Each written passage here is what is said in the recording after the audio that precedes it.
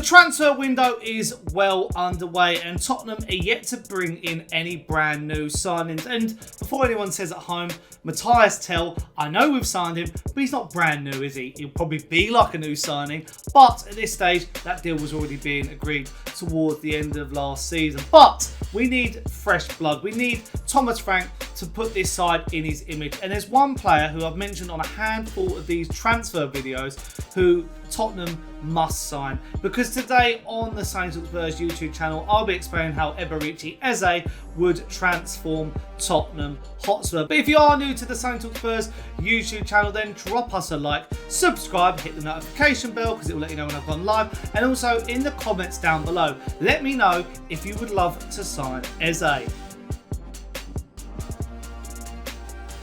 So to me, the Eberechi Eze transfer is a must for Tottenham. I mentioned in a previous video that Tottenham need an X-Factor signing, and if it isn't Eberechi Eze, I don't know what is. And there was a few developments late last night which sort of moved on the transfer. There was rumours going around that Eze is keen on a move to Tottenham Hotspur. He would be keen to link up with Thomas Frank and be part of a Champions League squad. And there was also reports from Ben Jacobs and Alex Cook of TalkSport saying that Manchester United are looking to step up their move for Bryan Mbuemo, meaning Tottenham are going to, call their interest and are more than likely to go in for Eze. But what are the facts at the moment? So Tottenham have been linked with Eze a number of times. They were linked last summer as well, but the deal didn't come to fruition.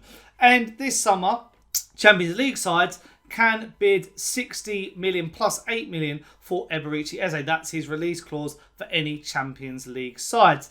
And I think that's quite a good deal. I feel like 68 million is fair market value for Eze, coming into his prime and peak of his powers last season. You just have to look at his stats to know that this is a player who is on to bigger and better things. He may have not started last season that well under Crystal Palace, but the whole of Oliver Glasner's Palace side didn't, did they? They went on, quite a bad losing streak and eventually turned that around against Tottenham Hotspur, of all clubs. But, we saw Crystal Palace, sustain Premier League football. They were comfortable in the end and also win the FA Cup. And that was down to Eberechi Eze.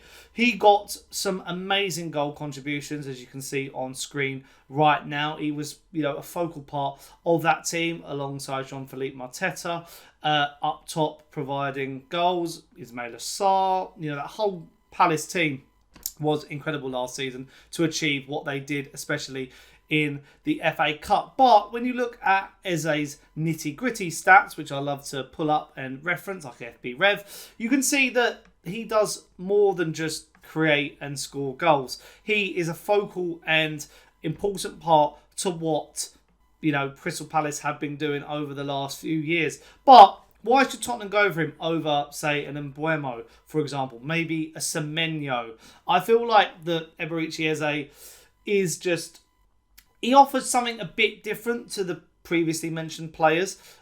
First of all, he's English, which really helps Tottenham's squad quota this year. We've been going down this route of signing a lot of English talent, haven't we? Dominic Solanke and also Archie Gray in last summer, for example. They're really keen to sort of turn over the squad and make it a bit more compliant to the rules in the league. And also with Eberechi Eze, he's versatile, which Thomas Frank likes in his players. He likes his different squad members to be able to play a number of different positions. And Eze has been able to play in the attacking mid, which if Frank sets up with a 4-2-3-1 would be of vital importance. And he also can play on the left-hand side. Tottenham are keen to maybe bolster that left wing. We don't know what will happen with Heung-Min's son. Matthias Tell's coming, as I said, but will he start? Who knows? And when you look at the likes of Semenyo and maybe a Bryan Mbuemo, they're more comfortable on the right-hand side. But I think Thomas Frank has got massive plans for Brendan Johnson. So I wouldn't say that, the Welshman would be dropped that easily. Eberechi Eze has also got that ability to dribble at players, which, Frank would like. He can carry the ball. I could even see him actually in a Frank system, because this is the part where I'm sort of saying how he would set up. How does Thomas Frank implement Eberechi Eze in his side? I think he could even play in the double pivot next to a competent 6, I actually am quite confident he could dovetail quite well with James Maddison or Dejan Kulusevski. You know, the idea, I'd say, at Spurs, I'm talking about versatility and, you know, a multitude of different formations. You have that with Eberechi Eze. You look at Dejan Kulusevski, he can play on the right, he can play through the middle. Also with James Maddison, you could play him a little bit deeper and he could distribute and pick up the ball and carry it. So I am quite confident that this could work really well. You know, I've had certain encounters with Eberechi Eze. I was with him in the England squad when I was out there last summer with TalkSport, and he's just a wonderful human being, and he has got that drive and determination to really go on to that next level. I actually think that, you know, if you look at Eberechi Eze now and where he stands, he has got another move left in him. He's got probably one more big move left in his career.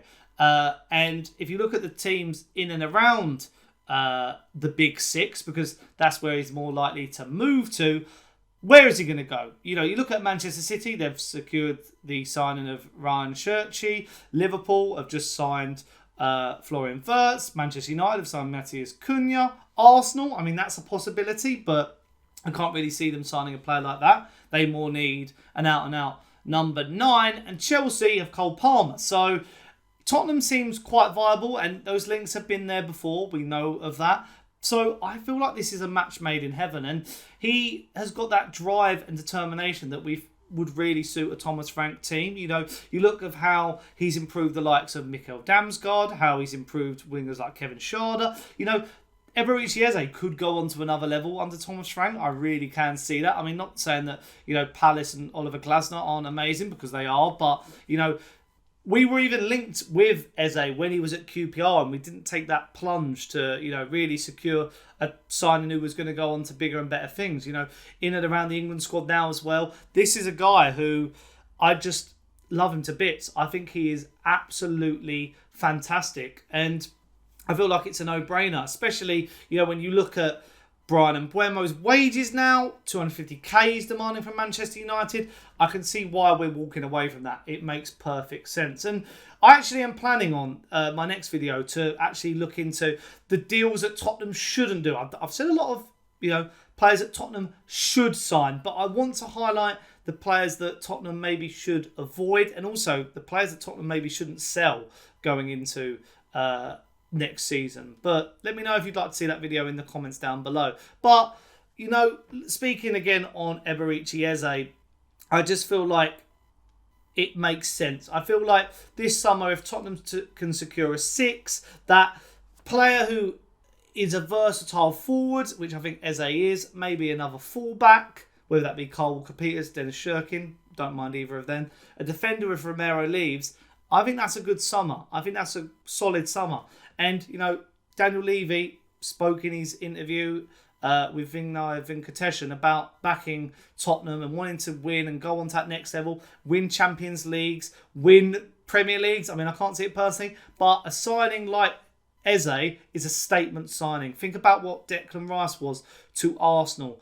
You know, it's a statement signing. You know, Florian Wirtz, I mentioned him in this video already, statement signing. And that's what Eberechi Eze can be. But to round up then, I just wanted to play a few clips on Eberechi Eze to show you what characteristics he can bring to this Tottenham Hotspur side. Let me know in the comments down below. Do you think Eze is a good signing? Do you think he will add another level to Thomas Frank's side? Let me know your thoughts in the comments down below. And as always, if you haven't liked the video, then leave a like, subscribe, hit the notification bell, and in the comments down below, do you want to sign him? I want to know your thoughts. And also, as I mentioned earlier in the video, if you want to see that Tottenham, you know, who shouldn't they sign this summer, then let me know that as well. But until next time, I hope you've enjoyed. Come on, you Spurs, get Eze over the line. Ciao.